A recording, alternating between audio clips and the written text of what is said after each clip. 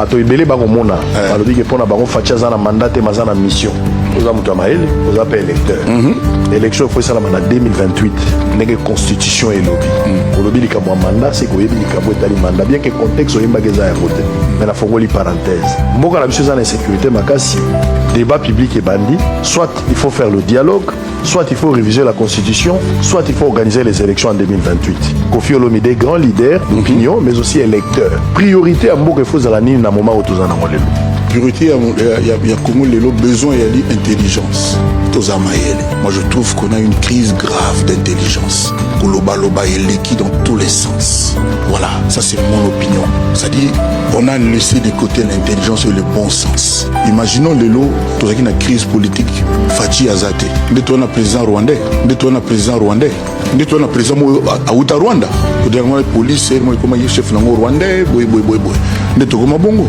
les mo photo kanisa kama mingi Faci béton amona Etienne Tshisekedi nanya komisa Etienne Tshisekedi non tous à la peine à patience tous à peine à reconnaissance Faci pas à zoba kolega bisoka ate non dans le bibo parce que ngana mona moi au delà moi ta on a le ba makamba ba soda na biso na ba moto et tout pour la ngai pour président yo kango yemoko ba convoquer nga pa ya leki na ngalo Lucien Bosembe na kina na m'expliquer après ça a raison.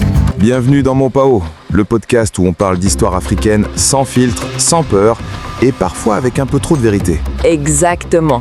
Ici, on ne récite pas Wikipédia. On démonte les récits, on analyse et surtout, on dit ce que beaucoup pensent mais n'osent pas dire. Aujourd'hui, épisode explosif.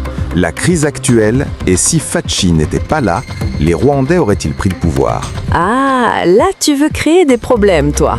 Mais bon, on est là pour ça. Soyons clairs dès le départ, la RDC, c'est pas juste un pays, c'est un jackpot, un terrain de jeu géopolitique et parfois un buffet ouvert pour les voisins. Un buffet ouvert mais où le propriétaire dort parfois. Voilà, et quand le propriétaire dort, les invités deviennent propriétaires. Revenons un peu en arrière, parce que cette histoire ne commence pas aujourd'hui. Exact. Depuis les années 90, l'Est du Congo est une zone sous tension permanente. Des groupes armés, des influences étrangères, des intérêts économiques et surtout un État parfois absent. Absent ? Non, disons en vacances prolongées, ce MISC. Bon, entrons dans le vif du sujet. Cette phrase qu'on entend partout. Si Faci n'était pas là, les Rwandais auraient déjà pris le pouvoir. Tu en penses quoi ? Je vais être honnête, c'est à la fois exagéré et pas totalement faux. Ah, intéressant. Regarde les faits. L'Est est instable depuis des décennies. Il y a des groupes armés soutenus de l'extérieur. L'armée congolaise a souvent été affaiblie.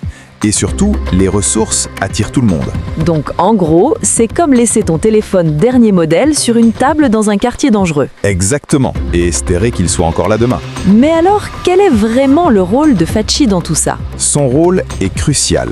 Pas parce qu'il est parfait, mais parce qu'il représente une forme de résistance politique. Donc tu dis que sans lui, ça serait pire ? Disons que sans une figure centrale forte, le chaos s'installe plus vite. Parce que, soyons honnêtes, le Congo sans leadership, c'est comme un WhatsApp de famille sans admin. C'est le désordre total.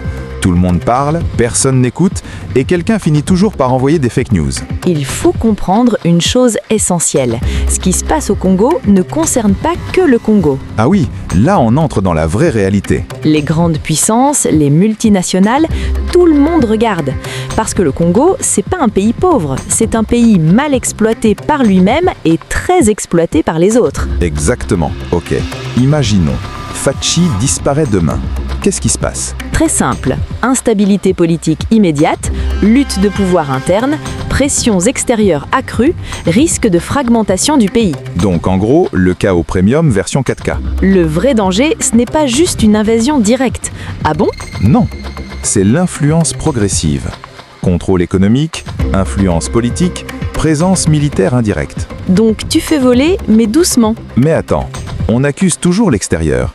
Et le Congo lui-même ? Excellente question. Parce que oui, il faut être honnête. Mauvaise gouvernance, corruption, manque d'unité nationale. Donc parfois, le problème est aussi à l'intérieur. Exactement. Tu ne peux pas protéger une maison si les portes sont déjà ouvertes. Le Congo, c'est un peu comme quelqu'un qui met un cadenas, mais qui laisse la fenêtre ouverte. Et ensuite accuse le voisin. Bon, on critique, mais on propose quoi ? 3 choses. Renforcer l'État, unifier la population, contrôler les ressources. Simple mais difficile. Très difficile.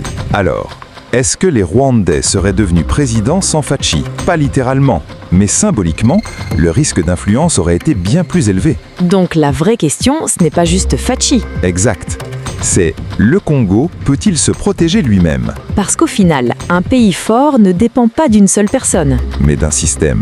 et d'un peuple éveillé. C'était Mopao, le podcast qui dit tout, même ce qui dérange. Si tu as aimé, partage. Si tu es fâché, partage aussi. Parce que la vérité fait toujours du bruit.